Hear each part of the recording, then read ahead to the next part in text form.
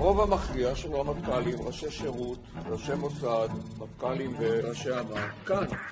כל האנשים כאן היו בקבינטים, היו במטבחונים, בכל תהליכי קבלת החלטות הכי רגישים. יותר מ1,000 שנים של ניסיון ביטחוני, מדיני. יש לנו את החובה לקום ולומר את מה שיש לנו לומר.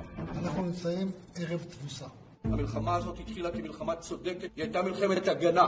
אבל כשהשגנו את כל היעדים הצבאיים, כשהשגנו ניצחון צבאי מזהיר נגד כל אויבינו, המלחמה הזאת הפסיקה להיות מלחמה צודקת.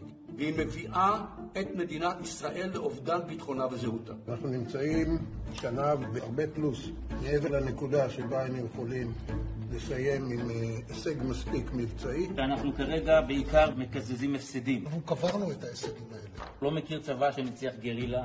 אנחנו כרגע נמצאים במצב סטטי ברצועת עזה. צבא שלא נמצא בתנועה הוא צבא שנפגע. לא חשוב כמה צבא יהיה טוב.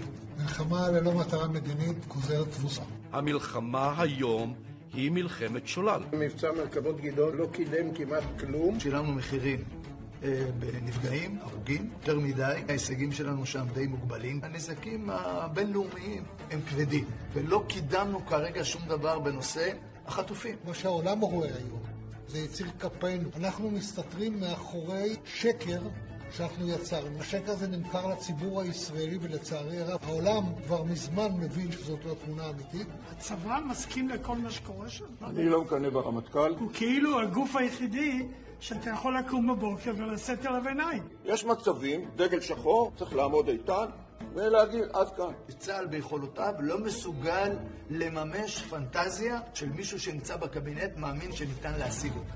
כרגע יש לנו ממשלה שהמשיחיים משכו אותה אל הכיוון שהוא לא רציונלי. זה מיעוט. הבעיה שהמיעוט שולט במדיניות. הכיוון שאליו הולכת כרגע הממשלה הוא תפיסת עולם קנאית קיצונית. בזמן שהיא לא נבחרה להיות ממשלה קנאית קיצונית, והיא לקחה אותנו בשבי. מישהו מדמיין שאנחנו נוכל להגיע לכל מחבל ולכל בור ולכל נשק, ובמקביל להביא את החטופים שלנו הביתה, אני חושב שהדבר הזה הוא בלתי אפשרי, פנטזיה. אבל זה תפקידם עכשיו של ראשי הצבא. נכון. לבוא ולומר, לדפוק על השולחן. ראשי ארגונים צריכים לדעת לעמוד באומץ מול ראש הממשלה ומול הקבינט, ולומר את הדברים בצורה הכי אמיתית שיש על המלחמה הזאת, על חוסר התוחלת שבה.